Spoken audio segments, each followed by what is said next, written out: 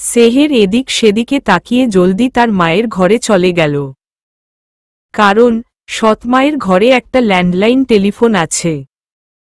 সেহের দরজা লাগিয়ে ওয়ার্ড্রোবের উপরে থাকা ল্যান্ডলাইনের নাম্বার টেপ করে কানে লাগাল। হ্যালো, আবিদ ভাই। ফুল তুই? হ্যাঁ ভাইয়া আমি। ভাইয়া প্লিজ তুমি এ বাসায় আসো প্লিজ। কেন, কি হয়েছে? তোর কণ্ঠ এমন কেন লাগছে? কোনো সমস্যা হয়েছে নাকি ফুল? বেশি কিছু বলতে পারবো না ভাইয়া। তোপা আপু আর মা বাসায় নেই। ওই রাফসান শয়তানটা বাসায় আছে। ভাইয়া দয়া আসো, ওই ছেলে একদমই সুবিধার না। আচ্ছা আচ্ছা আসছি। তুই সাবধানে থাক, আমি সবটা সামলাচ্ছি। আবিদের কথায় সেহেরের মনের উপর থেকে যেন বড় একটা পাথর সরে গেল। রাফসান উপরে শুয়ে আছে, যে কোনো সময়ই আশেপাশে ঘেঁষবে তা সেহের বেশ জানে। সেহের টেলিফোনটা ঠিকভাবে রেখে দরজার সিটকিনি খুলে সাবধানে বের হল।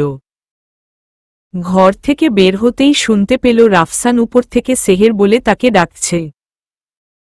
সেহেরের গায়ে কাটা দিয়ে উঠল ভয়। সেহের রাফসানের ডাকে সাড়া না দিয়ে নিজের ঘরে দরজা লাগিয়ে থম মেরে বসে রইল আর মনের মধ্যে আল্লাহর নাম জপ করতে লাগল। সেহের বাসা থেকে বের হতে পারছে না, কারণ এই বিকাল সময়ে সেহেরের বাসার বাইরে যাওয়া একদম মানা। আর সৎমা যাওয়ার আগে কড়া করে বলে গেছে সেহের যেন তার অনুপস্থিতিতে বাড়ির বাইরে পা না রাখে। তাই সেহেরের নিজের ঘরটাই ভরসা। রাফসান চরম রেগে সিঁড়ি দিয়ে নামছে। এতক্ষণ এত করে ডাকল সেহের, উপরে যাওয়া তো দূর, সারা শব্দও করল না। রাফসান এখন যা ভেবে রেখেছে তা করতে না পারলে তার মন শান্ত হবে না। তাই সে দ্রুত পা চালিয়ে রান্নাঘরের দিকে গেল, কিন্তু সেহেরকে পেল না। রাফসানের আবার মেজাজ খারাপ হল। সে চেঁচিয়ে হাঁক ছাড়ল সেহেরের নাম ধরে, কিন্তু তাও সারা শব্দ মিলল না। এবার রাফসান রান্নাঘরের দিক থেকে এসে সেহেরের ঘরের সামনে এসে দাঁড়াল। দরজা খুলতে গিয়ে দেখল দরজা বন্ধ। দরজায় জোরে জোরে নক করতে করতে শান্ত গলায় বলল, সেহের, সেহের, দরজা খুলো। এই অসময়ে ঘরে দরজা লাগিয়ে বসে আছো কেন? সেহের টু শব্দও করল না। এবার সেহেরের চোখে পানি চলে আসল। রাফসান কি করতে চাইছে সেটা সেহের ভালোভাবে বুঝতে পারছে, কিন্তু নিজেকে এর হাত থেকে বাঁচাবে কি করে? আবিদি বা কোথায়? এত কেন দেরি করছে সেটা সেহের বুঝতে পারছে না। এদিকে রাফসান ডাকতে ডাকতে হয়রান হয়ে শেষ পর্যন্ত নিজের রাগ দমিয়ে রাখতে পারল না। দরজা জোরে জোরে ধাক্কাতে ধাক্কাতে অকথ্য ভাষায় গালাগাল করছে আর থ্রেড দিয়ে দরজা খুলতে বলছে, নয়তো দরজা ভেঙে সেহেরের অবস্থা খারাপ করে দিবে। এদিকে সেহের মুখে হাত দিয়ে নিঃশব্দে কেঁদেই চলেছে। হে মাবুদ, আমাকে এই জানোয়ারটার হাত থেকে বাঁচান। মা এতিমের বাচ্চা, দরজা খুল। তোর মাবা, আমি দরজা ভাঙলে তোরে গালতে গালতে মাইরাই ফেলমু, দরজা খুল। এদিকে আবিদ আর তার সাঙ্গপাঙ্গ তখনই দরজা খুলে ভেতরে প্রবেশ করল। পিছে কিছু মুরব্বিরাও ছিল। দরজা হালকা ভেজানো ছিল বিধায় কলিং বেল বাজাতে হয়নি। তারা ভেতরে ঢুকতেই রাফসানের অকথ্য গালিগালাজ বেশ শুনতে পেল। আবিদ এসব শুনে তো রেগে আগুন হয়ে গেল। আবিদ তেড়ে গিয়ে রাফসানের কলার ধরে দরজার সামনে থেকে সরিয়ে আনল। রাফসান হঠাৎ চুপ হয়ে যাওয়ায় সেহের নিজের কান্না কিছুটা কমাল। হঠাৎ বিকট থাপ্পড়ের শব্দ শুনতে পেল। এবার সেহেরের কান্না পুরোপুরি থেমে গেল। সে চোখ মুছে মাথায় ভালোভাবে ঘোমটা দিয়ে নাক টেনে উঠে দাঁড়াল। দরজার সামনে দাঁড়িয়ে কান পেতে শোনার চেষ্টা করল বাহিরে ঠিক কি হচ্ছে। আবিদের কণ্ঠ শুনতে পেতেই সেহের তৎক্ষণাৎ দরজা খুলে সামনে তাকাল। বাইরে এত মানুষ দেখে সেহের অস্বস্তিতে পড়ে গেল। আবিদ সকলের সামনে রাফসানকে আচ্ছাভাবে কেলাচ্ছে। আমার বোনকে রেপ করবি তুই না? এত সাহস? যার সিংহের মতো ভাই আছে তারে রেপ করার স্পর্ধা দেখাতে আসছিস? তোরে তো আজ মাটিতে পুঁতে রাখব জানোয়ার। আর তোরা দাঁড়িয়ে আছিস কেন? মশলাপাতি দে আরো। আবিদের কথায় তার বন্ধুবান্ধবরাও আবিদের সাথে যোগ দিল। বেচারা রাফসানের তো পুরো আধমরা অবস্থা। মুরব্বীরা ক্ষিপ্ত দৃষ্টিতে রাফসানকে দেখছে। রাফসানের প্রতিটা কথাই সে শুনেছে। এই কয়েকটা কুলাঙ্কারের কারণেই গ্রামে দুদিন পর পর এই ধর্ষণের দুঃসংবাদ তারা শুনতে পায়। আর আজ তো নরখাদককে চোখের সামনে দেখল। ভাগ্যিস তারা সময়মতো এসেছিল, নয়তো দরজা ভেঙে আরও খারাপ কিছু করে ফেলত। সেহের মুখে মুখোশ বেঁধে কাঁদতে কাঁদতে আবিদকে গিয়ে জড়িয়ে ধরল। আবিদ রাফসানকে ছেড়ে সেহেরের মাথায় হাত দিয়ে আশ্বাস দিয়ে বলে, কাঁদিস না বোন, দেখ আমরা চলে এসেছি। এই কুলাঙ্কার তোর কিচ্ছু করতে পারবে না। কাঁদিস না বোন, কাঁদিস না। এক চাচা সেহেরের দিকে এগিয়ে এসে বলল, কেঁদো না মা, আমরা সবাই এই বিষয়টা সামলে নিব। সেহের ছলছল চোখে মাথা নাড়ায়। তখনই সৎমা আর তোপা হাতে বেশ কিছু শপিং ব্যাগ নিয়ে বাসায় এসে হাজির হয়। বাসায় এত মানুষ দেখে সৎমা জোহরা দৌড়ে ভেতরে এসে দেখল তার আদরের ভাগ্নে আধমরা হয়ে পড়ে আছে। রাফসান আপাতত বেহুশ। এই দৃশ্য দেখে জোহরার মাথায় যেন বাজ পড়ল। সে শপিং ব্যাগ রেখে দৌড়ে রাফসানের কাছে এসে বলা শুরু করল, রাফসান, এই রাফসান, কি হয়েছে তোর? আর তোর এই অবস্থা কেন? তোমার এই ভাগ্নে আমাগো চেয়ারম্যানের মাইয়ারে ধর্ষণ করার তালে ছিল, এই খবর জানো? এক মুরব্বী কথাগুলো বলল। জোহরা অবাক হয়ে মুরব্বির দিকে তাকাল। ভাঙ্গা গলায় বলল, আপনার কথা ঠিক বুঝলাম না। তা কেন বুঝবেন আপনি? আমার বোনকে এইসব জানোয়ারের কাছে একা ফেলে এদিক সেদিকে ঘুরতে বের হন। সামান্য জ্ঞান বিবেচনা নেই আপনার যে একটা মেয়েকে একটা ছেলের কাছে একা ফেলে গেলে ঠিক কি পরিস্থিতি হতে পারে? সারাদিন কামলার মতো খাটান, অত্যাচার করেন, তা দিয়ে কি পেট ভরে না? আপনারা কি মানুষ? পাশ থেকে আবিদ কথাগুলো বলল। আবিদের কথা শুনে জোহরা রক্তচক্ষু দৃষ্টি নিয়ে আবিদের দিকে তাকাল। জোহরা এই আবিদকে এক বিন্দুও সহ্য করতে পারে না। তখনই জেঠু, দাদিমা আর চাচি ছুটে আসলো বাড়িতে। দাদিমা তো সেহেরকে নিজের সাথে জড়িয়ে রাখল। সেহের একদম চুপ হয়ে মাথা নিচু করে দাঁড়িয়ে আছে। জোহরা চাইল তার ভাগ্নের দোষটা কাটাতে, তাই সে সেহেরের ঘাড়ে দোষটা চাপাতে নিজেকে প্রস্তুত করল। আমার রাফসান যে ওকে কিছু করেছে তার প্রমাণ কি? ওই হারামজাদি তো গিরিঙ্গিবাজ। এ তো ক্ষণে ক্ষণে নিজের রূপ বদলায়। নিশ্চয়ই এই মেয়ে আমার রাফসানরে কালাজাদু করে বশ করছিল আর খারাপ কাজে আসার জন্য অনুপ্রেরণা দিছিল, নয়তো আমার এত ভালো ভাগ্নেটা এমন মাইর খায়। এই মেয়ের চরিত্রে দোষ নাই তার কি গ্যারান্টি আছে? আমি কিছুতেই বিশ্বাস করি না আমার রাফসান এসব করতে পারে। জোহরা রাগে কি বলে ফেলল সে নিজেও ঠাহর করতে পারল না। আবিদ এদিকে হাত মুঠিবদ্ধ করে রাগ দমানোর চেষ্টা করছে। এই মহিলা যে কত নিচে নামতে পারে তা আবিদের জানা নেই। গিরিঙ্গিবাজকে সেটা ভালোই বোঝা যাচ্ছে। সেহের ছলছল দৃষ্টিতে জোহরার দিকে তাকাল। শেষ অবধি নিজের চরিত্র নিয়ে প্রশ্ন উঠবে সেটা যে সেহের ভাবতেই পারেনি। আপন মানুষগুলো ক্ষণে ক্ষণে কিভাবে রূপ পাল্টায় সেটা হয়তো সেহেরের চেয়ে বেশি আর কেউ জানে না। এক মুরব্বী তৎক্ষণাৎ জোহরার কথার প্রতিবাদ করে বলে, আমরা না দেখে, যাচাই না করে কোনো কথা বলি না। নিজের চোখে দেখছি এই বেয়াদব শুয়োর কিভাবে ফুলের মতো নিষ্পাপ মাইয়াটারে হুমকি দিয়াছে, অসভ্য ভাষায় কথা কইছে। এরে তো নাড়ু কইরা মাথায় গোল ঢাইল্লা গাধার পিছে বসাইয়া গ্রাম থেকে বাইর করা উচিত। এদের মতো কীটের জন্য আমাগো ভালোবাসার গ্রাম আইজ ধ্বংসের পথে। এবার জোহরা মুরুব্বিদের উপরে কথা বলার সাহস পেল না। সে একদৃষ্টিতে সেহেরের দিকে তাকিয়ে আছে। তার শরীর যেন দাউ দাউ করে জ্বলছে। মুরব্বিরা কিছু কথা বলে চলে গেল। তাদের পেছনে আবিদের বন্ধুরা মিলে রাফসানকে আলগা করে ধরে নিয়ে গেল। তোপা তৎক্ষণাৎ এসে সেহেরের গালে চড় লাগিয়ে দিয়ে বলল, এই অপয়া মেয়ে আর কত আমাদের সংসারে আগুন লাগাবি? এই পরিবারটা ধ্বংস করার জন্যে তো দেখছি উঠে পড়ে লাগছিস। কি চাস তুই স্পষ্ট করে বলতো? আর কত খাবি এই পরিবারকে? এবার দাদিমা তপার গালে চড় লাগিয়ে দিল।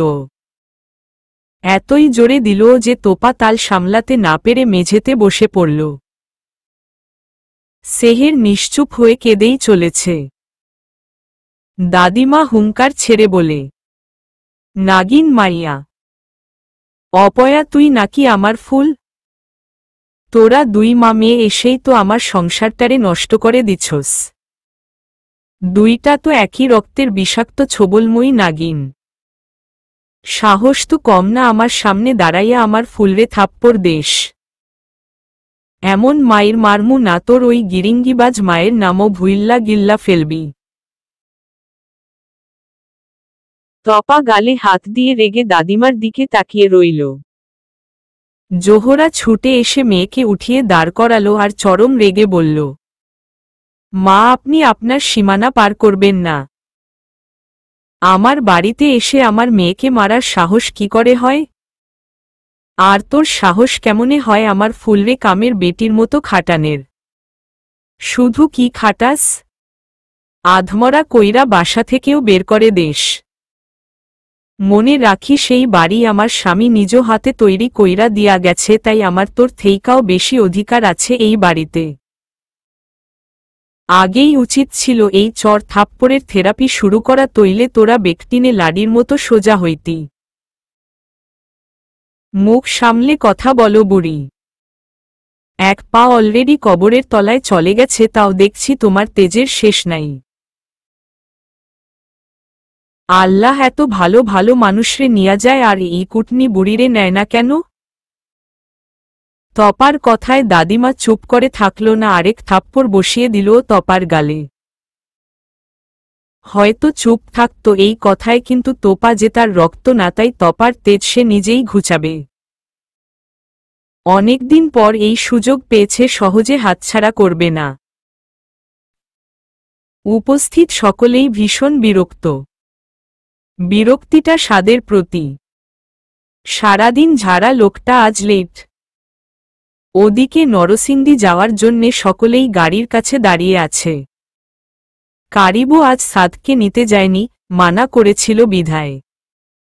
কারিব কয়েকবার কলও দিল সাদকে। একসময় সাদ কল রিসিভ করে বলল, মা অসুস্থ, আপাতত তোমরা যাও, সাবধানে যাবে, আমি ভোরের দিকে রওনা দিব। তাহলে আমি আসব sir? No, I will handle. কারিব কল কেটে সকলের উদ্দেশ্যে বলল, স্যার জরুরি কাজে আটকে থাকায় আসতে পারছেন না। আমরা যাব, চলো।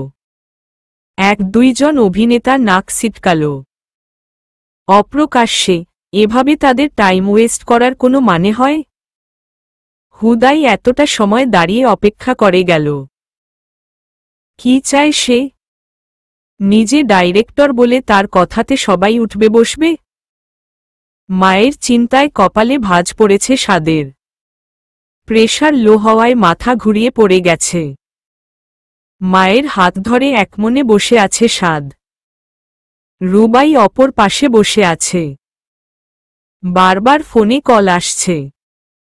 সাদ মাথা তুলে রুবাইয়ের দিকে তাকিয়ে বলে, তানজিল ভাইয়ের সাথে কথা বলে নে।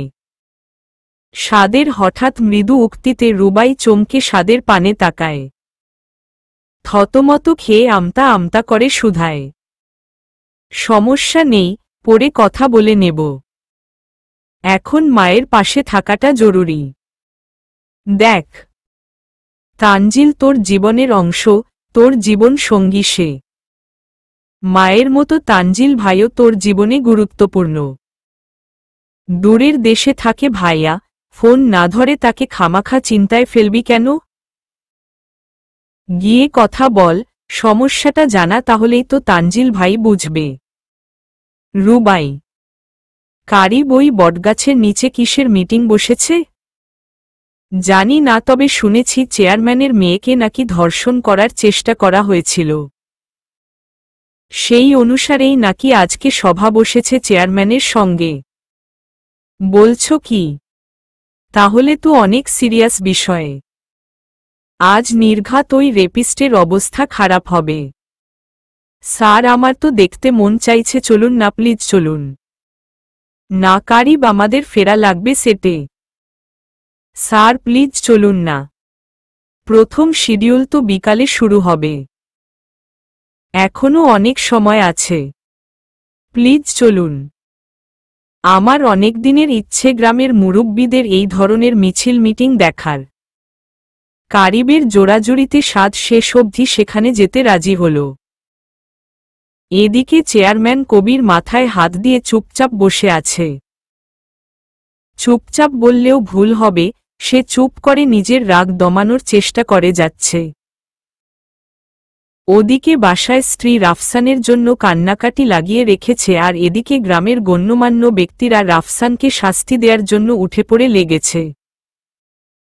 কবির বুঝতে পারছে না সে কোনটা করবে, ঘর সামলাবে নাকি বাহির সামলাবে। এক প্রকার কোটার মধ্যে পড়ে আছে সে। তবে এবার রাগ লাগছে তার সেহেরের প্রতি। সেহেরের জন্যই সব হচ্ছে। আপাতত সে ভাবছে বাসায় গিয়ে সেহেরকে ঠিক কি করবে। এদিকে আরেক মুরব্বির কথায় কবিরের ধ্যান ভাঙল, যার ফলে রাগ সামলাতে না পেতে উচ্চস্বরে বলে উঠল, তো আমি কি করতাম এখন?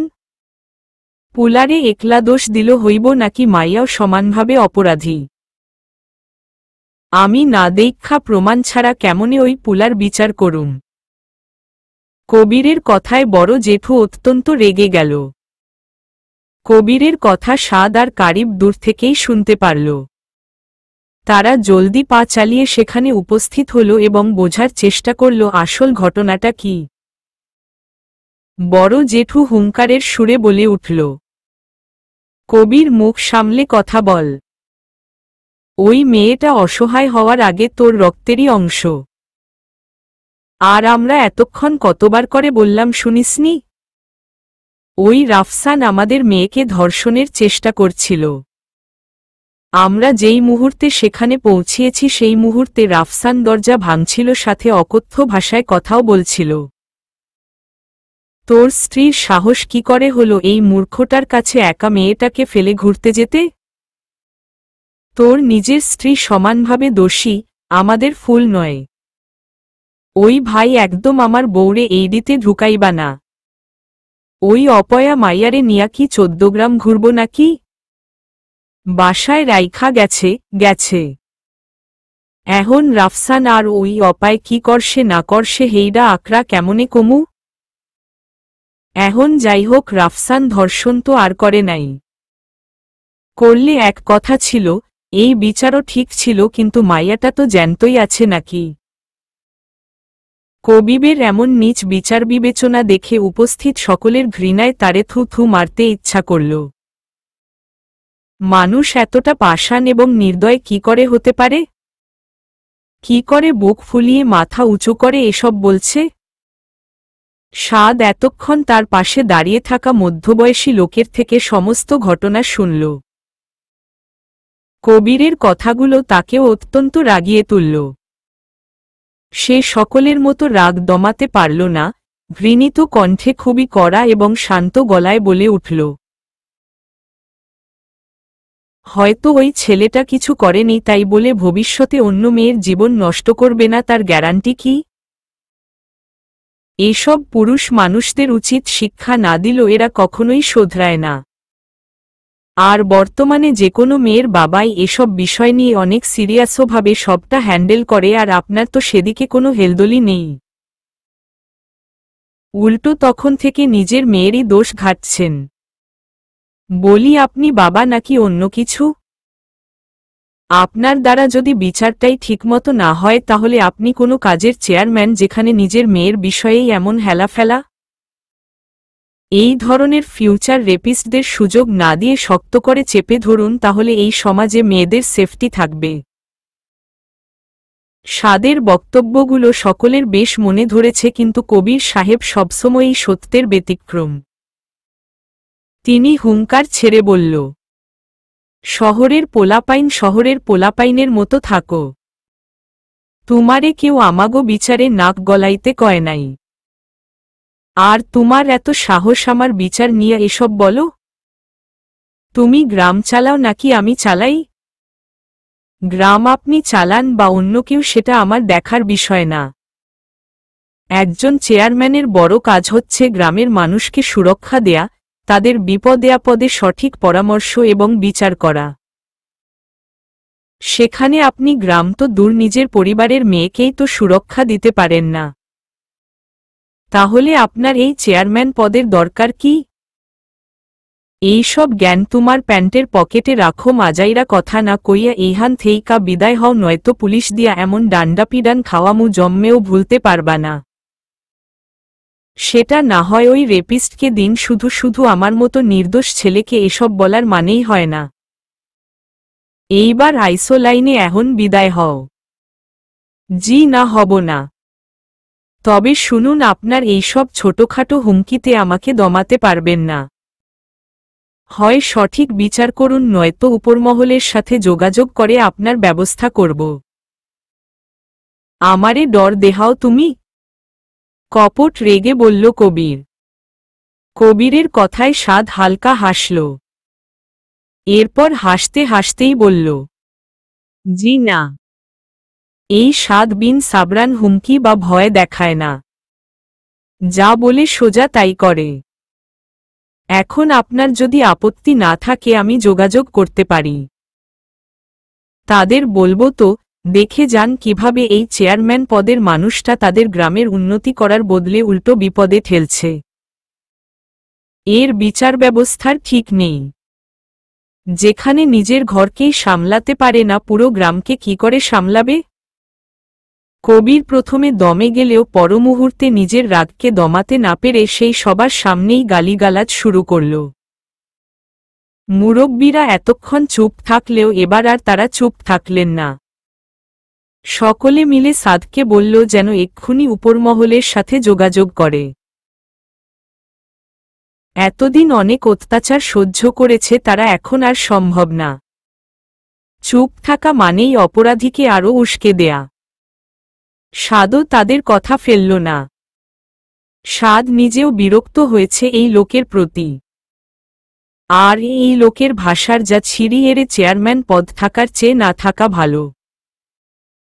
সাদ ফোন করল তার মামা ইকবালকে।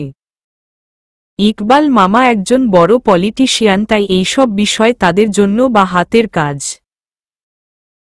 ইকবাল মামাকে সবটা বুঝিয়ে বলতেই সে জানালো অতি দ্রুত সে জেলা প্রশাসকদের পাঠানোর ব্যবস্থা করবে। এদিকে কবিরকে একঘরে বন্দি করে রাখা হলো। যতক্ষণ না জেলা প্রশাসক আসছে ততক্ষণ অবধি তাকে বন্দিই রাখতে হবে। কারণ কবিরকে খোলামেলা রাখা মানেই নিজের বিপদ ডেকে আনা। সেহের চুপ করে উঠোনে মোড়া দিয়ে বসে আছে। গতকালের ঘটনা যেন তাকে পুড়িয়ে মারছে। গতকাল দাদিমা ওদের ইচ্ছেমতো অপমান করে সেহেরকে সাথে নিয়ে চাচির বাসায় চলে এসেছে।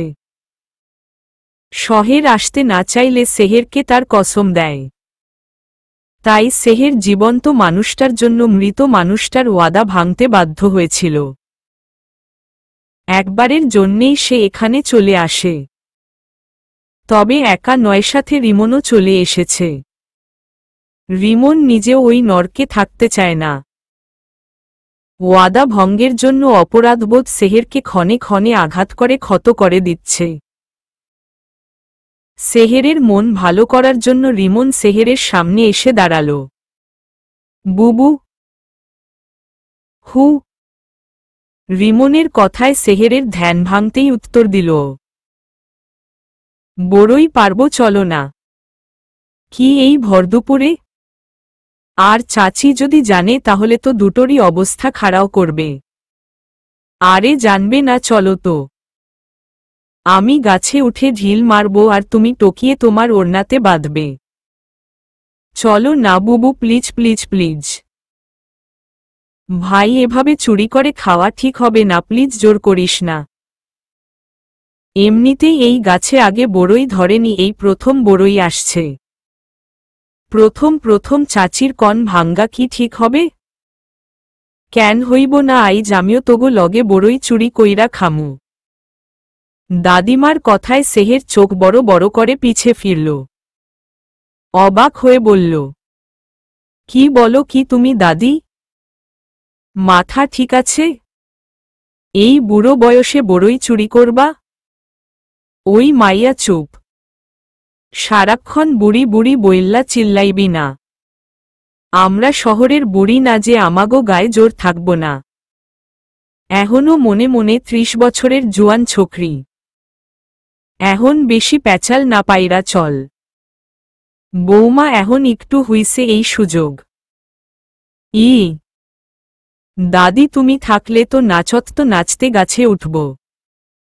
বুবু চলো, দাদি ঠিকই বলেছে, এখনই সুযোগ। বলেই রিমন সেহেরকে টেনে উঠাল। এদিকে সেহের হাজার মানা করেও দাদি আর ভাইয়ের সাথে পারল না। সেহের দাদিমার সাথে নিজের ওড়না হাতে বিছিয়ে সামনে দাঁড়াল। আর দাদিমা নিজের সাদা সুতির আঁচলটা হাতে বিছিয়ে সামনে বাড়িয়ে রাখল। এদিকে রিমন খুব সহজে গাছে উঠে গাছ কয়েকবার ঝাঁকি মারতেই বৃষ্টির বেগে বড়ই পড়তে লাগল। দাদিমা আঁচল বাড়িয়ে বাড়িয়ে নিচ্ছে আর সেহের টুকিয়ে তো আবার ওড়না বাড়িয়ে নিচ্ছে। ঝাঁকি দেয়া শেষে এবার রিমন ঢিল ছুঁড়া শুরু করল। এতে বড়ই ঠুসঠাস করে মাটিতে পড়তে শুরু করল। একরা বড়ই তো দাদিমার ডান চোখ গিয়ে লাগল।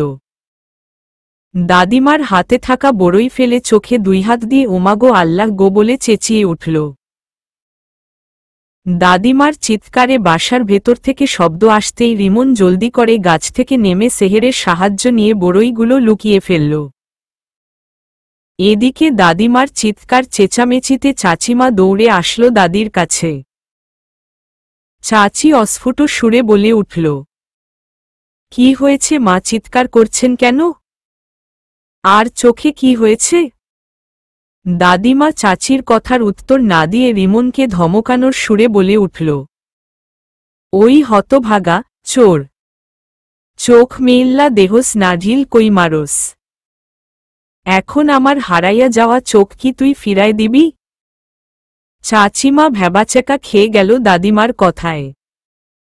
অবাক হয়ে বলে, এসব আপনি কি বলছেন মা? কে আপনার চোখে ঢিল মারল? এবার দাদিমা এতক্ষণে বুঝল সে ঠিক কি বলে ফেলেছে। জিবহায় সামান্য কামড় দিয়ে আমতা আমতা করে বলল, আরে ওই বেয়াদব কাওয়ারে কইসি, বড়ই পারতে যাইয়া আমার চোখে ফেলাইয়া পালাইছে। তুষার একের পর এক স্টেপ ভুল করছে তো আবার কড়া রোদে শুটিংয়ের জন্য বারংবার চেঁচিয়ে উঠছে। এদিকে সাদ হাত দুটো মুঠিবদ্ধ করে চুপচাপ তুষারের আজারে কাণ্ড দেখছে। শেষ বিকালে রোদের তাপ দেওয়ার জন্য কি সূর্যমামা বসে আছে? সাদের যে তুষারকে কি করতে মন চাচ্ছে সে নিজেও জানে না। সাদ চুপচাপ পায়ের উপর পা তুলে বসে আছে আর এদিকে কারিব সহ প্রডিউসার নানানভাবে তাকে বোঝানোর চেষ্টা করে যাচ্ছে। কিন্তু সাদ একবারের জন্যেও তুষারের আশেপাশে ঘেঁষছে না।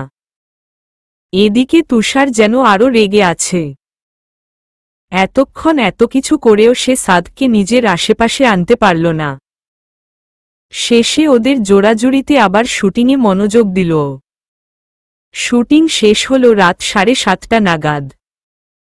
চা কফির ব্রেক চলছে এখন। 8:10 আবার নেক্সট শিডিউল শুরু হবে।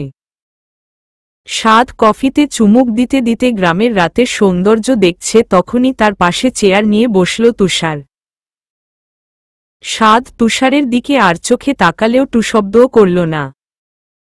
তুষার সামনের দিকে তাকিয়েই বলতে লাগল, এত কিসের দাপট তোমার মিয়া? সাদ এবারও কিছু বলল না। সে একমনে কফি খেতেই ব্যস্ত। এবার রাগ চেপে বসল তুষারের। কি কথা কানে যায় না? হাউ ডেয়ার ইউ আমার মতো একজন সুপারস্টারকে এভয়েড করো?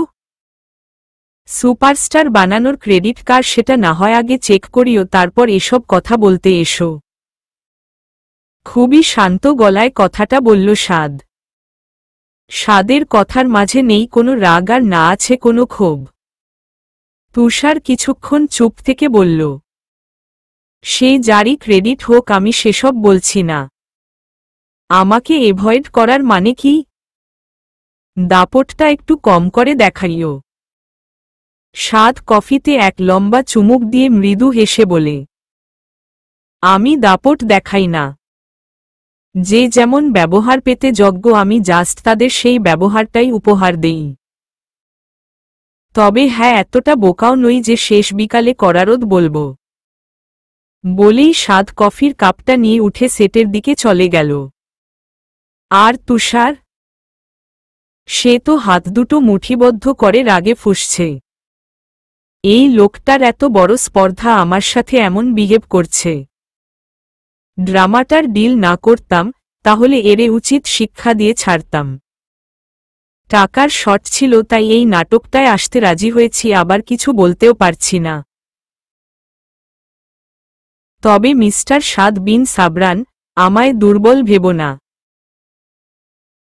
আমি হেরে যাইনি। শিডিউল শেষ হল রাত 11:30টায়। সকলেই বেশ ক্লান্ত, টানা শুটিংয়ের কাজ করে।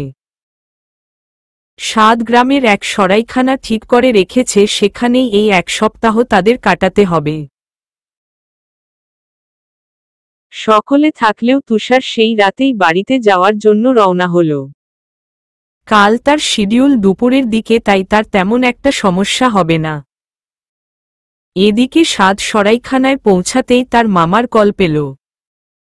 হ্যাঁ মামা বলো। বলছি তোর আশেপাশে আমি গোয়েন্দা ফিট করে রেখেছি। হোয়াট? বাট হুয়াই মামা? এসবের কি প্রয়োজন? প্রয়োজন আছে। কমিশনারের থেকে ওই লোকটার খবরাখবর সব জেনেছি। লোকটা খুব একটা সুবিধার না, আর গ্রামের মানুষ তো, এদের ভরসা তো আমার একদম নেই। তুই সাবধানে থাকিস। তোমার যেমন হুকুম। আচ্ছা এখন রাখো, আমাদের রাতের খাবারের সময় হয়েছে। ও আচ্ছা, তাহলে বাই, আর বেস্ট অফ লাক তোর শুটিংয়ের জন্য। হুম মামা, আল্লাহ হাফেজ। বলেই সাদ ফোন রেখে দিল। সাদ ফোন রাখতেই কারিব সাদের দিকে আসল।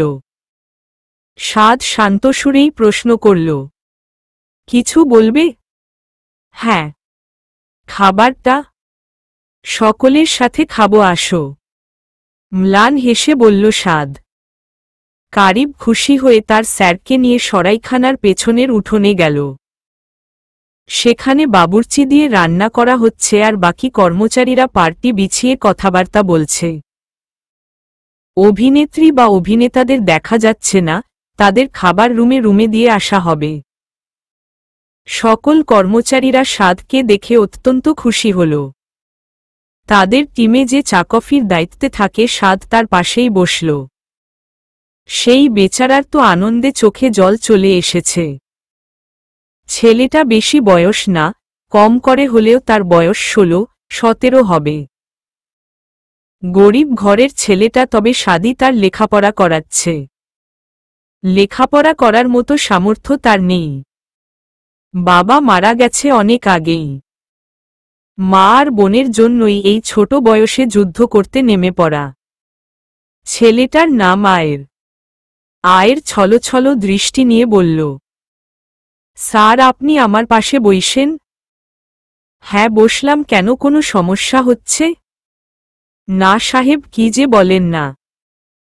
এভাবে সকলের সাথে বেশ ভালোভাবে আড্ডা হলো, খাওয়া হলো। পরের দিন মাঞ্জু আর সেহের কথা বলতে বলতে আসছিল, হঠাৎ অদূরে সেহের একটা সুন্দর বেলি ফুকের চারা দেখতে পায়। সেহের মাঞ্জুকে সেখানে দাঁড়াতে বলে ছুটল সেই চারার দিকে, তখনই সে ধাক্কা খেয়ে মাটিতে পড়ে গেল। হাতের কবজি এবং হাঁটুর কিছু অংশ ছিলে গেছে। ছিলে যাওয়ার জায়গায় জ্বালা করাই সেহের চোখমুখ কুঁচকে ফেলল। কারো কথায় ধ্যান ভাঙতেই সেহের চোখ খুলে সামনে থাকা আগন্তুকের দিকে তাকাল। শ্যাম বর্ণের লম্বা সুঠাম দেহী ছেলেটা। তবে তার চেহারায় রাগ স্পষ্ট, রাগে তার কপালে একটা রগও দেখা যাচ্ছে। তুষার কিছুটা হুঙ্কারের সুরে বলল, ম্যানারলেস বলতে কিছু নাই? দেখো না এখানে শুটিং চলে। এখন ধাক্কা দিশো, ক্ষমা নাচে উল্টা থম মেরে বসে আছো। এত নাটক কেমনে করো? হ্যাঁ, ডিসগাস্টিং। এসব গাইয়া মেয়ে যে কোনো ক্ষেত থেকে উঠে আসে, গড নোস। সেহের তুষারের কথায় কোনো রকম অভিব্যক্তি না করে উঠে দাঁড়াল। এরপর নিজের কামিজ ঝাড়তে ঝাড়তে বলে উঠল, দেখুন আমি আপনাকে ধাক্কা দেইনি, আমি তো শুধু আমার পথ ধরে এগোচ্ছিলাম, আপনি নিজেই আমাকে ধাক্কা দিয়েছেন। এই স্টুপিড মেয়ে, তুমি কি বলতে চাও আমি তোমাকে সেধে ধাক্কা দিয়েছি? এই ফিল্মস্টার তোমায় সেধে ধাক্কা দিবে? How funny. নিজেকে কখনো আয়নায় দেখেছ স্টুপিড মেয়ে? এই এক সেকেন্ড আই থিঙ্ক তুমি আগে থেকেই প্ল্যান করে আসছো এই ফিল্মস্টারকে নাকানিচুবানি খাওয়াবে বলে, রাইট? দেখো গাইয়া মেয়ে, I have no interested on you, just leave. Tushar, what happened? শুটিংয়ের মাঝে এভাবে অন্য একজনের সাথে ঝগড়া লাগলে কেন? সময় গড়িয়ে যাচ্ছে সেদিকে খেয়াল করেছ? সাদের কথায় তুষার পিছে ফিরল। তুষার পিছে ফেরার জন্য সাদ এবং সেহের দুজনের চোখাচোখি হয়ে গেল। সেহেরের চোখ দুটো দেখে সাদ যেন স্তব্ধ হয়ে গেল। তার সময়টা যেন থমকে গেছে কোনো একজোড়া ডাগর আখির মায়াতে। সাদ স্তব্ধ হয়ে তাকিয়ে আছে কাজল ছাড়া চোখজোড়ার দিকে। চোখ দুটোতে কৃত্রিমতার ছোঁয়া নেই, তবে সাদের এই মুহূর্তে মনে হচ্ছে এই কাজলতা শুধু এই চোখজোড়াতেই মাধুর্যতা ফুটিয়ে তুলল, সাথে এক আকাশ মায়ার মেঘ তুল। মুখোশ বাঁধার কারণে সাদ শুধু সেহেরের মায়াবী চোখজোড়াই দেখতে পাচ্ছে, তবে তার জন্য এই চোখজোড়াই এনাফ সাদকে তার মায়ার মোহনজালে আবদ্ধ করে ফেলতে। নিজের অজান্তেই তার বুকের ধুকপুকানি বেড়ে গেল। সাদ জানে না এ কেমন অনুভূতি, তবে বিষয়টা সত্যিই অদ্ভুত। হঠাৎ মেয়েটা দৌড়ে চলে গেল। কিছুক্ষণ পর দেখা গেল আরেকটা মেয়ে সেই মেয়েটির পিছে দৌড়ে চলছে। সেই মেয়েটির যাওয়ার পানে এখনো সাদের দৃষ্টি স্থির। মায়ার বিষাক্ত জালে যে সে ফেঁসে গেল তা একদমই ঠাহর করতে পারছে না। কারিবের কথায় ধ্যান ভাঙতেই সে আবার নিজের কাজে মনোযোগী হল। এদিকে সেহেরের বুকটা অগণিত ধুকপুক করেই চলেছে, থামার নাম নেই। কয়েক মিনিটের জন্য সে সেই গাছের নিচে দাঁড়ানো পুরুষটার দিকে তাকিয়ে হারিয়ে গিয়েছিল। অত্যন্ত সুদর্শন সেই ছেলেটি। এমন সুদর্শন ছেলে সেহের এ জীবনে আগে কখনো দেখেনি। লম্বা সুঠাম দেহি, চুল স্টাইল করে ব্রাশ করা, খোঁচা খোঁচা দাড়ি যেন তার সৌন্দর্য আরও বাড়িয়ে তুলেছিল। চাঁদের গায়ে যেমন দাগ আছে, তার খোঁচা খোঁচা দাড়িতে যেন সেই কথাটাই ফুটিয়ে তুলে। তবে দাড়ি না থাকলে ছেলেটার চেহারাটিকে পানসে পানসে লাগল।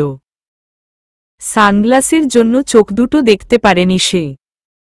সেহের কিছুদূর এসে হাঁপাতে লাগল। মাঞ্জু সেহেরের কাছে এসে হাঁপাতে হাঁপাতে বলল, আমালে ফেলে এভাবে দৌড়ে এলি কেন? ওখানে কি শুটিং চলছিল? হ্যাঁ, আশেপাশে তো ক্যামেরা দেখলাম। আগে কেন বলিসনি? বললে কি ওই ছেলে আমাকে অপমান করার সাহস পেত না? আর ওরা রাস্তার মাঝে শুটিং করে কেন? আরে আরে, আমাকে কি বলতে দিয়েছিলি? নিজেই তো সেদিকে গেছিলি। তবে যাই বলিস, যে ছেলেটির সাথে ধাক্কা খেয়েছিলি সে তো বড় ফেমাস হিরো। উফ বইন, আমার তো মন চাইছিল ওনার অটোগ্রাফ নিতে। ফেমাস না কচু, এর ব্যবহার তো অত্যন্ত খারাপ। এরা টাকার সাথে মানুষকে তুলনা করে। কি বিচ্ছিরি মুখের ভাষা, আমি নাকি তার জন্য ইচ্ছা করে ধাক্কা মেরেছি। বড় বড় মানুষদের ব্যবহার যদি এমন নীচ স্বভাবের হয় তাহলে আমরাই বেশ আছি। এদের মতো উঠতে বসতে কাউকে কথা শুনাই না। বাহ, তাহলে তো বেশ। তাহলে এতদিন যে নিজ বাড়িতে বাবা, সৎমা এবং ছোট বোনের অত্যাচার সহ্য করেছিস, সেগুলার বিষয়ে তো কোনো দিন প্রতিবাদ করিসনি? সে অন্য ব্যাপার। ওরা ঘরের মানুষ, আপনজন। আমতা আমতা করে বলল সেহের। এরপর কথা ঘুরিয়ে সেখান থেকে বাড়ির দিকে রওনা হল। স্যার, আপনাকে ইদানিং আনমনে লাগছে কেন? মনে হয় যেন কোনো গভীর ভাবনায় ডুবে আছেন। সাদ থতমত খেয়ে কারিবের দিকে তাকাল। কারিব জিজ্ঞাসু দৃষ্টিতে সাদের পানেই তাকিয়ে আছে উত্তরের অপেক্ষায়। সাদ নিজেকে সামলে হালকা হেসে বলে, কবে দেখলে? আর এমন কেন মনে হল? এই কয়েকদিন আপনাকে লক্ষ্য করছি। কিসের গভীর চিন্তা করেন স্যার? আমাকে কি বলা যাবে? তুষারের বিষয় নিয়ে কারিব। ছেলেটা বড্ড অমনোযোগী এবং খিটখিটে টাইপ। এর এসব অকাজের কারণে আমার শুটিংয়ের তো অবস্থা খারাপ হয়ে যাচ্ছে। যার তার সাথে আজেবাজে ব্যবহার, আমার কথা তো বাদই দিলাম। আর নতুন কি? এর অবস্থা যা, প্রডিউসার, ডিরেক্টরের এর পিছে দৌড়াতে হয়। টাকায় কেনা গোলাম পাইছে নাকি? তবে যাই বলেন, আপনার ব্যবহারটা আমার সেই লাগে স্যার। তুষার ভীষণ নাকানিচুবানি খায়। আপনি যখন ওরে এভয়েড করেন তখন ওর মুখটা দেখার মতো হয়। আমার তো ইচ্ছে করে হাসতে হাসতে লুটিয়ে পড়তে। ওকে, বুঝলাম। এখন গিয়ে চেক করো সিমির মেকআপ ডান হয়েছে কিনা। নেক্সট শিডিউলে কিন্তু সিমির পার্ট আছে। ওকে স্যার, দেখছি। তখনই আজের স্বাদের জন্য কফি নিয়ে আসলো। স্বাদ মুচকি হেসে কফিটা নিয়ে মুচকি হেসে ছোট্ট করে ধন্যবাদ জানাল। আজের একটা তৃপ্তিময় হাসি দিয়ে সে স্থান প্রস্থান করল। স্বাদ কফিতে চুমুক দিতে দিতে কিছুক্ষণ আগের প্রতিটা ক্যামেরার রেকর্ড চেক করতে থাকল। স্বাদের যেই সাইট পছন্দ হবে সে সেই ক্লিপটুকুই কাট করে সঠিক জায়গা মতো বসিয়ে দিবে। এভাবে দেখতে দেখতে থমকে গেল একটা রেকর্ডে। তুষার পেছনের দিকে যাচ্ছিল, তৎক্ষণাৎ এক মেয়ের সঙ্গে ধাক্কা খায় আর মেয়েটি নিচে পড়ে যায়। মেয়েটি আর কেউ নয়, সেই মায়াবতী। পড়ে যাওয়ায় ভ্রু কুঁচকে চোখ বুজে খিচে রাখে। ক্যামেরাটা তুষারের দিকে ফোকাস করা ছিল বিধায় সেহেরের ভাবভঙ্গি বেশ ভালোভাবে দেখছে সাদ। অদ্ভুত মায় জড়িয়ে গেছে সে এই মেয়েটার প্রতি। না চেয়েও পারে না মেয়েটিকে ভুলতে। সেই সময়ের পর থেকেই অনবরত মেয়েটা রাখিজোড়া চোখের সামনে ভাসছে। হঠাৎ সাদের কি হলো সে জানে না। পাশে থাকা ভিডিও এডিটরকে বলে সে মেয়েটির ক্লিপটা নিজের পেনড্রাইভে নিয়ে শুটিংয়ের রেকর্ড থেকে ডিলিট করিয়ে নেয়। এরপর সাদ সবটা একে একে মার্ক করতে ব্যস্ত হয়ে পড়ে। শিডিউল অনুযায়ী আবার তাদের শুটিং শুরু হল। সেহের বাসায় গিয়ে জানতে পারে তার বাবাকে নাকি পুলিশ অ্যারেস্ট করেছে। ওদিকে নাকি জোহরা কেঁদে কেটে অবস্থা খারাপ করে ফেলছে। সেহের কিছুই বলছে না, একদম চুপ। সেহেরের চোখে তার সেই নিকৃষ্ট দিনগুলো চোখে ভাসছে, আর কানে বাদ্যযন্ত্রের মতো বাজছে কবিরের অশালীন কথাগুলো। সেহের কিছু না বলে নিজের ঘরে গিয়ে ব্যাগ ট্যাগ রেখে বাথরুমে ঢুকে পড়ল গোসলের জন্য। বাথরুম থেকে বেরিয়ে চুল মুছতে মুছতে অমে এসে দেখল দাদিমা আর রিমন বিছানায় বসে আছে। হাতে 2 প্লেট খাবারও আছে। সেহেরকে দেখে দাদিমা মুচকি হাসি দিয়ে বলে, আইজ তোগো এক পাত থেইকাই 2 ভাইবোন রে ভাত খাওয়ায় দিমু। গতকাল বড়ইয়ের আচারও বানাইছিলাম। আচারের কথা শুনে সেহেরে খুশির শেষ নেই। সে চটজলদি রিমনের পাশে গিয়ে বসে পড়ল। দাদিমা 1 প্লেট পাশে রেখে ভাত লোকমা করতে করতে একবার সেহেরকে তো একবার রিমনকে খাইয়ে দিচ্ছে। রিমন তো তার খেলা নিয়ে বকবক করতে ব্যস্ত। রিমনের কিছু কিছু কথায় সেহের আর দাদিমা একসাথে অট্টহাসিতে ফেটে পড়ছে। চাচি আর জেঠু দরজার চৌকাঠে দাঁড়িয়ে ওদের আনন্দ দেখছে। চাচি আনমনে বলে উঠল, মেয়েটাকে কতদিন পর হাসতে দেখলাম, তাই না আবিদের আব্বা? তা যা বলেছ। মা ঠিকই করেছে কসম দিয়ে সেহেরকে এই বাড়িতে এনে। না হলে মেয়েটা কেমন শুকিয়ে কাঠ হয়ে যেত, হাসিটা যেন কোথায় হারিয়ে যেত তার এই মায়ামাখা মুখ থেকে। হ্যাঁ গো, শুনলাম তোমার ভাইকে নাকি গতকাল পুলিশে ধরে নিয়ে গেছে। আবার ছাড়া টারা পাবে না তো? সে জানি না, তবে বের হতে কতক্ষণ, আগেও তো কবির জেলে গেছে। বাটপারি করে, ঘুষটুস দিয়ে বেরিয়ে গেছিল। এবার কি হয় কে জানে। তবে কবির এখন আর চেয়ারম্যান নেই, গ্রামের মানুষ নতুন চেয়ারম্যানের খোঁজে আছে। তাহলে যদি নতুন চেয়ারম্যান আসার আগেই কবির ভাই ছাড়া পেয়ে যায় তখন? এমনটা হবে বলে মনে হচ্ছে না। গ্রামের মানুষ এখন সতর্ক হচ্ছে আগের চেয়ে, তাই তো হন্য হয়ে চেয়ারম্যানের খোঁজে আছে। তবে শুনেছি নির্বাচন করেই চেয়ারম্যান নেওয়া হবে। দেখি এবারের নির্বাচনে কারা কারা দাঁড়ায়। তুমি দাঁড়াবে না? আরে না, কি বলছো? আমাকে তো ওরা সরাসরি বারণ করে দিয়েছে। কবির আমার ভাই, তাই কবিরের পরিবার বংশের উপর মুরব্বীরা খুব একটা ভরসা করতে পারছে না। সেই চাচা তো বলেছেন আমি সম্মানীয় ব্যক্তি আছি, থাকব, তবে আগের মতো ভরসাটা থাকবে না। বলেই জেঠু চাপা দীর্ঘশ্বাস ফেলল। চাচি মুখ গোমরা করে মাথা নিচু করল। কবির যা করেছে তার জন্য তাদের পুরো পরিবারও ছোট হয়ে গিয়েছে। আর এমনিতেই গ্রামের মানুষ তিলকে তাল বানাতে অভিজ্ঞ। যেমনটা জেঠুকে পোহাতে হচ্ছে। দোষ করল ভাই, দোষী হয়ে গেল পুরো পরিবার। জেঠু চেয়ে নিজের মাকে এসব বলতে পারছে না। বললে আবার বড় রকম অঘটন ঘটবে, যা জেঠু বেশ ভালোভাবেই জানে।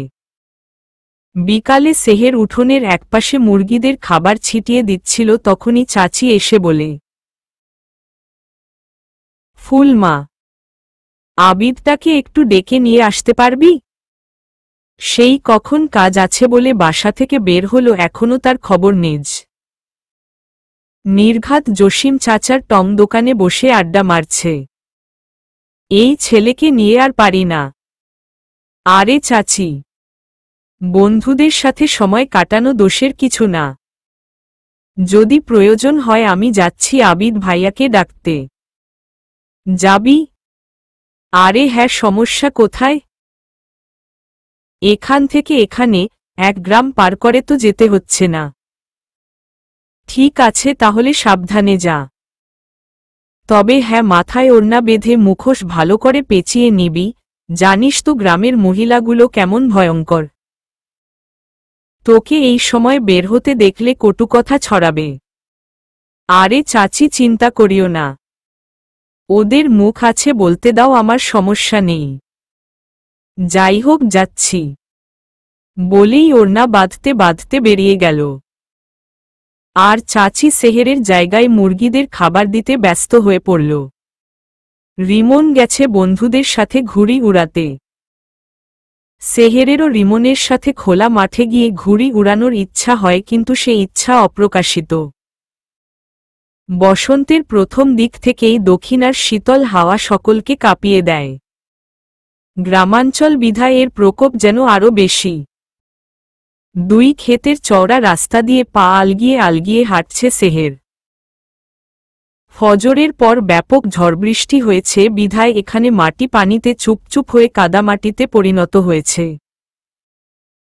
আর মাটি যা পিচ্ছিল, একবার পিছলিয়ে পড়লে কোমর নির্ঘাত যাবে। তবে সারাদিনের রোদের তাকে খুব একটা কাদা নেই, তবুও পিছলিয়ে পড়ার মতো যথেষ্ট কাদা রয়েছে। সেহের সামনে তাকাতেই দেখল একজন মধ্যবয়সী লোক ভুলবশত কাদাতে পা দিয়ে ফেলে, যার ফলে সে পিছলিয়ে প্রায় পড়ে যায়। এতে তার পাজামা ঢোলাঢালা ফতুয়ায় কিছুটা কাদায় মাখামাখি হয়ে গেল।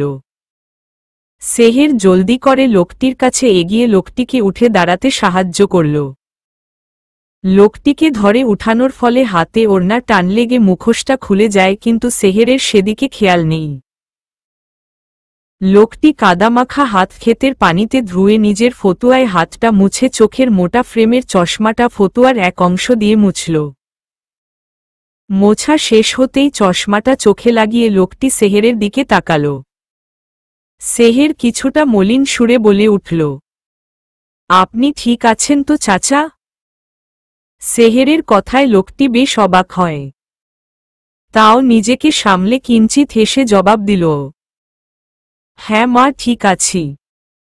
আসলে হয়েছে কি, এই জায়গাটা পার হওয়ার সময় চশমাটায় গাছের এক বিন্দু পানি পড়ে। এরপর যা অঘটন ঘটার ঘটে গেল। ভাগ্যিস এসেছিলে, নয়তো এই বুড়োকে সারাদিন এই কাদামাটিতে হাত পা ছড়িয়ে বসে থাকতে হতো। লোকটির রসিকতায় সেহের মৃদু হাসল। সেহেরের হাসিতে লোকটিও তাল মেলাল। সেহের বুঝল লোকটি বেশ রসিক মানুষ। আচ্ছা তাহলে আজ আসি, তোমার উপকার আমি ভুলব না। আপনার যেতে সমস্যা হবে না তো? না, তেমন কিছু না, যেতে পারব। ঠিক আছে চাচা, সাবধানে যাবেন, আল্লাহ হাফেজ। লোকটি উত্তরে মুচকি হাসি দিয়ে চলে গেল। সেহের সেখানে কিছু সময় দাঁড়িয়ে চলে গেল জসিম দাদার টং দোকানে। এ কি ফারুক আঙ্কেল, আপনার এই অবস্থা হলো কি করে? সাদ কিছুটা উত্তেজিত কণ্ঠে বলে উঠল ফারুক হোসাইনকে। আর বলো না, চশমায় পানি পড়ায় পিছলিয়ে কাদায় পড়ে গেছিলাম। ভাগ্যিস একটা মিষ্টি মেয়ে এসে বাঁচিয়েছিল, নয়তো কি না ঘটে যেত। সাদ এবার অপরাধীর সুরে বলে উঠল, I am extremely sorry uncle. আমার উচিত ছিল মেইন রোড থেকে কারো মাধ্যমে আপনাকে রিসিভ করা। কে জানতো আপনি বিকালেই চলে আসবেন।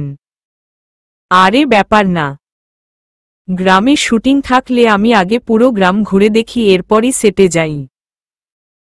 তাই এতে অপরাধীর মতো থেকো না। আমার কিছুই হয়নি, জাস্ট কাদাতে পড়ে জামাকাপড় নষ্ট হয়েছে, এর বেশি কিছু না। তাও উসমান আঙ্কেলকে নিয়ে সরাইখানা যা, ওনাকে ফ্রেশ করিয়ে চেক আপ করিয়ে নিবি। Okay sir. উসমান পথ দেখিয়ে ফারুক হোসাইনকে অতি সাবধানে সরাইখানায় নিয়ে যায়। সেখানে আগে থেকেই গ্রামের স্বাস্থ্যকেন্দ্র থেকে একজন ডাক্তার এনে রাখা হয়েছে, যাতে করে যে কোনো সমস্যা হলেই আগে থেকে ট্রিটমেন্ট নিতে পারে। ফারুক হোসেইনের একবারের জন্যে তুষারের দিকে চোখ গিয়েছিল। ফারুকের কাদামাখা অবস্থা দেখে মুখ সিটকাল। ফারুক সেদিকে পাত্তা না দিয়ে মুচকি হেসে উসমানের সাথে কথা বলতে বলতে চলে গেল। হঠাৎ সাদের মাথায় এলো ফারুক হোসাইন মিষ্টি মেয়ের কথা বলেছে। মিষ্টি মেয়ে শব্দটা মাথায় আসতেই সেই মায়াবিচক জোড়া তার চোখের সামনে আবারও ভেসে উঠল। সদ বিরক্ত হয়ে নিজের মাথায় হালকা চাপড় মেরে শুটিং সেটের দিকে চলে গেল। সেহের ঘণ্টাখানেক ধরে এপাশ তো আরেকবার অন্য পাশ ফিরছে। ঘুম যেন তার জানালা দিয়ে পালিয়েছে। সেই ছেলেটার চেহারা একমনে তার চোখে ভেসেই চলেছে। সারাদিনের ব্যস্ততায় ছেলেটার কথা ভুলে থাকলেও আধার রাতের একাকিত্বে ছেলেটার চেহারা যেন তার ঘিরে ধরেছে। সেহের নাচেও বারবার সেই ছেলেটাকে ভেবে গভীর ভাবনায় ডুবে যাচ্ছে। এদিকে সাদেরও একই অবস্থা। হাজার চেয়েও এই এক মুহূর্তের চোখজোড়াকে সে ভুলতে পারছে না। বলা যায় আখিজোড়া তাকে ঘুমোতেই দিচ্ছে না। কোনো মায় ঘায়েল হয়েছে সেটা সাদ কিছুতেই বুঝতে পারছে না। না চাওয়া সত্ত্বেও বারংবার একজনকে নিয়ে ভাবনা। এই ভাবনায় যেন হাজারো অদ্ভুত অনুভূতির মেলা। দক্ষিণার হাওয়ার সাথে তাল মিলিয়ে সাদা পর্দাগুলো উড়ছে। সাদ উঠে বসে বিছানা ছেড়ে জানালার কাছে গিয়ে দাঁড়াল। শীতল হাওয়ায় লোম যেন দাঁড়িয়ে যাচ্ছে। তাও প্রকৃতির এই হাওয়া যেন সাদের সারাদিনের ক্লান্তি দূর করে দিচ্ছে। বাতাসে সাদের টি-শার্টের কলার এবং চুল একসাথে দুলছে। দুজন দুপ্রান্তে থেকেও একই অনুভূতি যেন তাদের ঘুম কেড়ে নিয়েছে। এ কিসের অনুভূতি? এই একটা প্রশ্নের উত্তর মেলাতে মেলাতে রাতের প্রহর শেষ হয়ে নতুন সকালের সূচনা হল। তবুও যেন তাদের উত্তর মিলল না। চলবে।